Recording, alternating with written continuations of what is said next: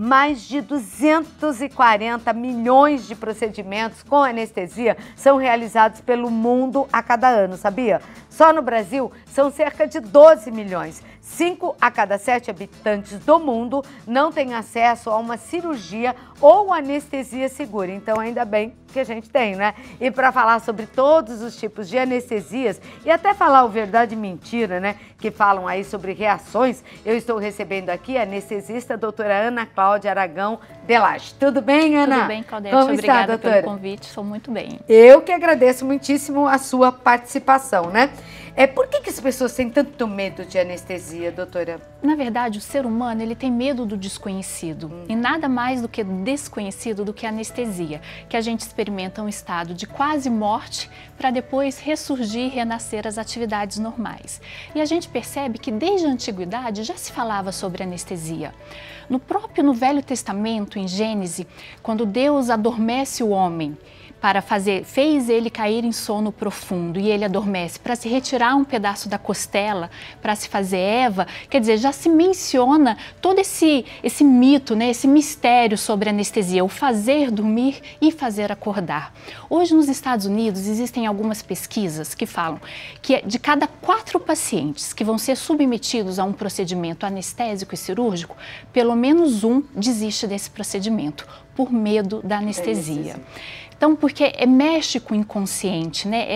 Esse fato de eu não vou sentir minhas pernas durante um período, depois elas vão retornar, eu vou ficar dormindo, mas eu sonho, eu não sonho. Então, cria todo esse imaginário. Então, a gente está aqui para tentar desmistificar. É importante que a gente desmistifique a anestesia. Agora, é engraçado que a pessoa vai ser cortada, um bisturi vai rasgar a sua pele, exatamente, né? Isso. Algum órgão vai ser tirado, né? Ou vão consertar isso e ninguém pensa no bisturi, no sangue, no corte.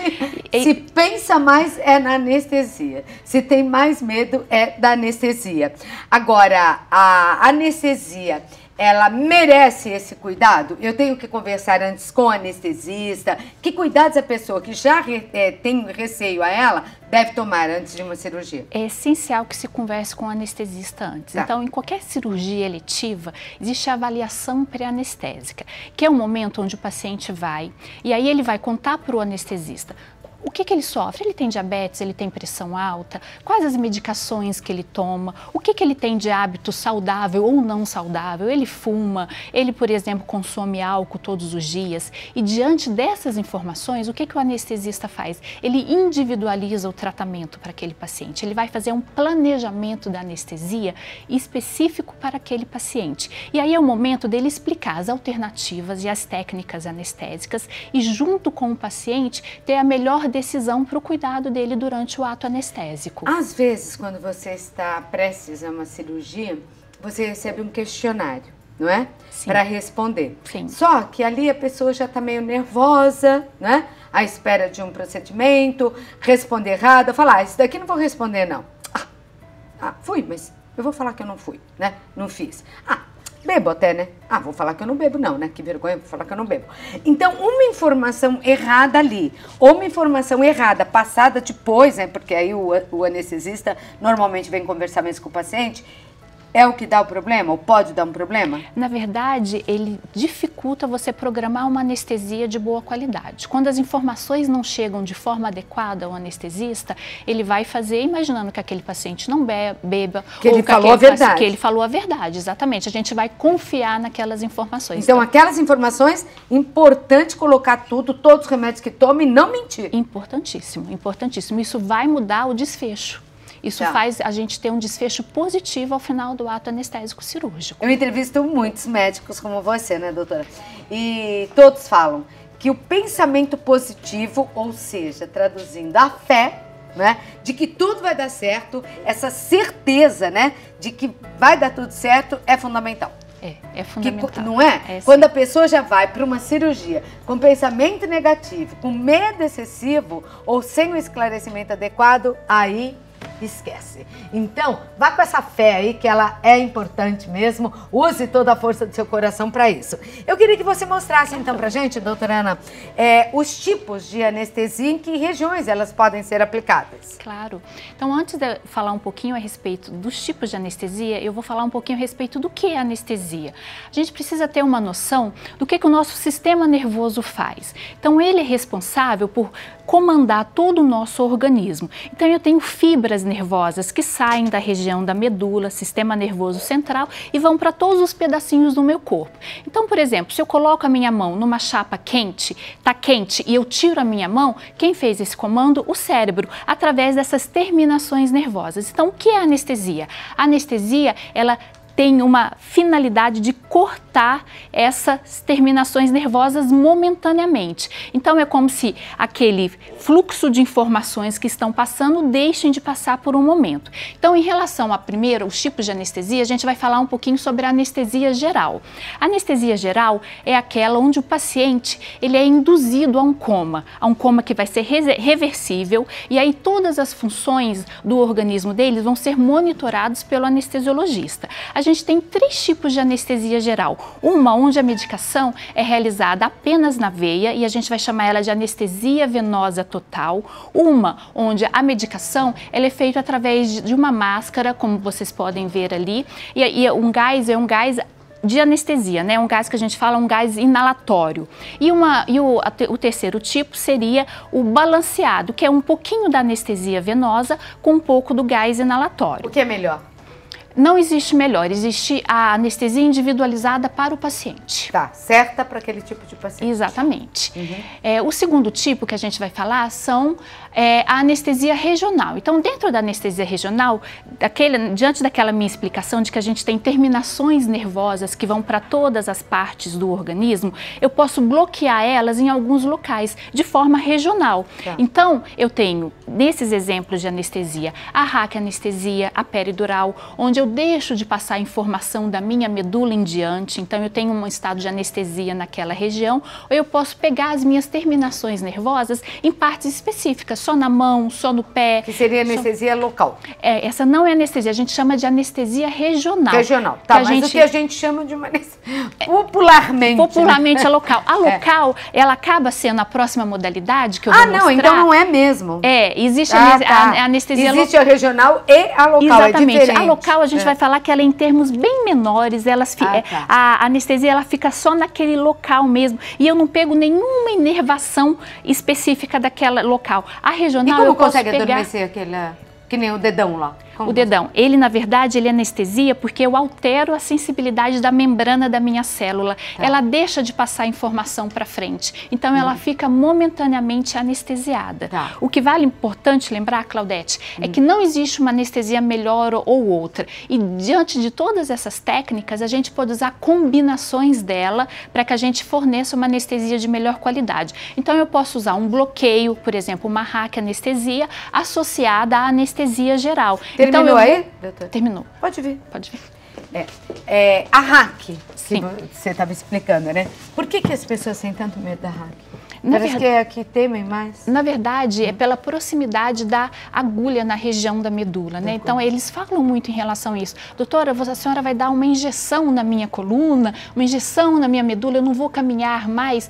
E, na verdade, antigamente, existiam alguns efeitos adversos relacionados a isso, que ficaram no passado mesmo. Hoje, os efeitos, eles acontecem de forma muito controlada e são muito pequenos. Porque eu sempre ouvi dizer que quem toma anestesia RAC não pode erguer a cabeça, se mexer a cabeça vai dar problema depois. Isso é mito?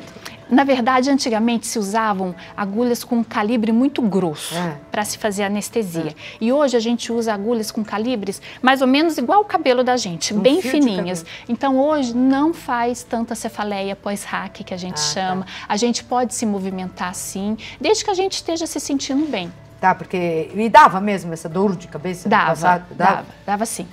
O calibre era muito grosso, porque o que acontece? Quando a gente faz a raquianestesia, a gente passa por uma membrana, uma agulha bem fininha. Se essa agulha é muito grossa, fica vazando líquor dali. E essa diferença de pressão que dá a cefaleia. Então hoje, como as agulhas são mais finas e mais delicadas, isso daí diminuiu bastante. O índice é muito pequeno. Algum outro mito dessas todas que você mostrou? Olha, tem muito mito também relacionado à raquianestesia na puérpera, a mulher que ganha neném. Fala que o cabelo cai depois da anestesia também. Já escutou isso? Não, eles chegam às vezes no consultório. Da anestesia? Eles chegam às vezes no consultório falando isso. E na verdade não cai. Não é verdade. Não é verdade. Quem tem medo maior, homem ou mulher? Homem.